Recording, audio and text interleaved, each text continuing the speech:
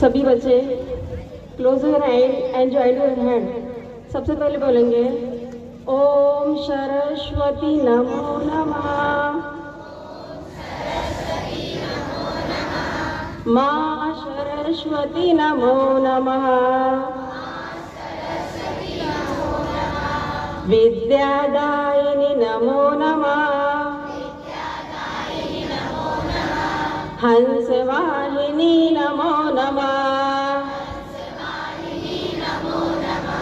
ओम सरस्वती नमो नमः। विद्यादायिनी नमो नमः। माँ सरस्वती नमो नमः। हंसवाहिनी नमो नमः। ओम सरस्वती नमो नमः। माँ सरस्वती नमो नमः। विद्यादायिनी नमो नमः। हंसवाहिनी नमो नमः। सबसे पहले यहाँ पर आए अतिथिगण, हमारे माननीय डायरेक्टर सर, मेरे सभी सहपाठियों और प्यारे बंधुओं, आप सभी को और प्यारे बच्चों, आप सभी को इस गणतंत्र दिवस 26 जनवरी की बहुत बहुत शुभकामनाएं। इस बार महासंयोग बना है।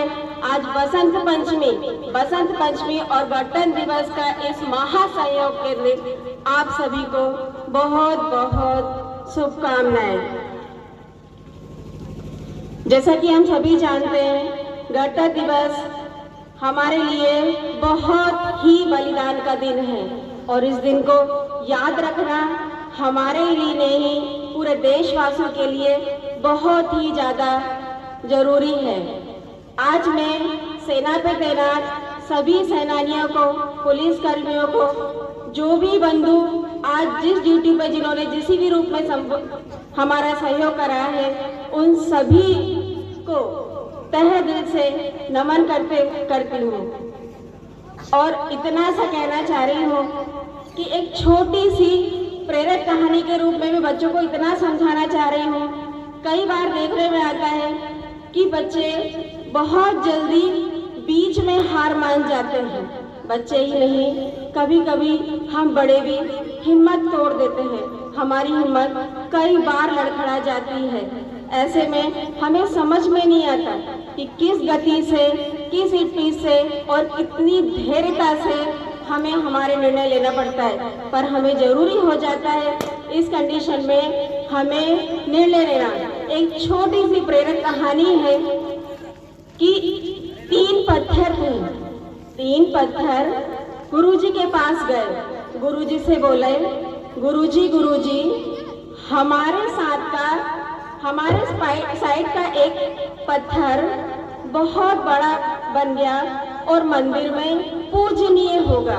गुरुजी बोला, इस दुनिया के सभी पत्थर पूजनीय हैं, सभी पत्थर इस दुनिया के पूजनीय हैं, पर मंदिर में वही पत्थर विराजित होता है जो संघर्ष करा हुआ होता है। गुरुजी बोले, उसके लिए हमें क्या करना चाहिए?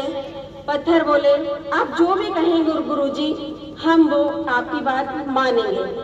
उसके बाद अगले दिन गुरुजी ने कहा, आप तीनों अगले दिन मेरे पास आइएगा। गुरुजी ने उन तीनों पत्थरों को शिल्पकार के सुपुर्द छोड़ दिया और बोला, इनसे 3 बार क्वेश्चन करना, 3 बार एक प्रश्न करना। जो भी इस प्रश्न का जवाब हाँ में दे, उस पे अपनी नियति, अपने धैर्य, अपने विश्वास और अपनी कर्तव्य परायण, कर्तव्य निष्ठा के साथ उस पर मेहनत करते हुए चले जाना। 1 पत्थर की बारी आई, 2 पत्थर की बारी आई, 3 पत्थर की बारी, तीनों पे बराबर काम चल रहा था। कंडीशन ये हुई, बीच में आधा बना। एक पत्थर बोला बहुत पीड़ा से, मुझे बहुत दर्द हो रहा है गुरुजी, मैं अब मैं सह नहीं पा रहा हूँ। फिर पूछा, क्या आप मेरा दर्द सहन कर पा रहे हो? उस पत्थर ने कर दिया, ना गुरुजी, मैं आपका दर्द सहन नहीं कर पा रहा हूँ। गुरुजी ने उस पर वही काम करना छोड़ दिया, आगे बढ़े।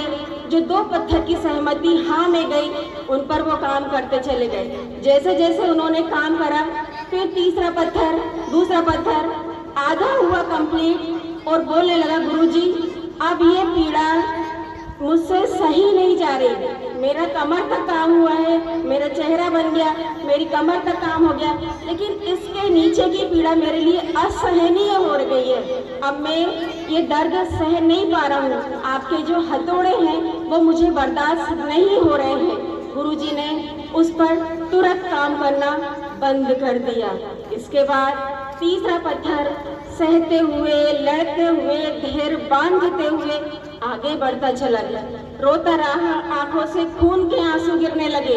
आंसू ही नहीं, खून के आंसू गिरते हैं, क्योंकि जब अंदर से भी इंसान टूटता है तो बहुत दर्दनीय स्थिति होती है, लेकिन मन में एक आस बंधी रहती है कि नहीं, अगर मैं यहाँ पे डटा रहा तो हो सकता है मैं एक अच्छे उसमें कन्वर्ट हो जाऊं, अच्छा बन जाऊं। इसी उम्मीद के साथ वो आगे बढ़ते चले गए, आगे बढ़ते चले गए, और एक बहुत ही सुंदर विशालकाय मूर्ति में उन्होंने, शिल्पकार ने, गुरुजी ने उनको एक बहुत ही सुंदर मूर्ति देकर एक बहुत बड़े मंदिर में विराजित कर दिया। तो ये थी कहानी कि अगर हम धैर्य के साथ, कर्तव्य निष्ठा के साथ, पारायण के साथ अगर हम ऐसे ही आगे बढ़ते चलेंगे तो हमें कोई भी नहीं रोक सकता, कोई भी नहीं रोक सकता। हमें हमेशा अपने कर्तव्य पथ पर पढ़ाई होके आगे की कार्य के लिए हमेशा मेहनत करनी होगी। सिर्फ आखिरी 2 लाइन, कोई भी शख्स कितना भी छोटा हो उसे हौसला नहीं छोड़ना चाहिए। मुश्किलें जिंदगी का हिस्सा है और तकलीफें कामयाबी की सच्चाई। खुदा ने ये वादा तो नहीं किया, खुदा ने ये वादा तो नहीं किया कि आसमान हमेशा नीला रहेगा, जिंदगी भर फूलों से भरी राह मिलेगी। खुदा ने ये वादा तो नहीं किया कि सूरज होगा तो बादल नहीं होंगे, खुशी होगी तो गम नहीं होंगे, सुकून होगा तो दर्द नहीं होगा। ये जिंदगी की सच्चाई है। अगर हम एक सांस लेंगे तो एक सांस छोड़नी पड़ेगी। अगर कुछ हासिल करना है, कुछ खोना ही तो कुछ खोना ही पड़ेगा। इसलिए अगर कुछ करना है, सूरज की तरह चमकना है, चलना है, तो तपना और तपन सहन करना ही पड़ेगा। बोलो भारत माता की, भारत माता की, वंदे वंदे वंदे, जय हिंद। धन्यवाद।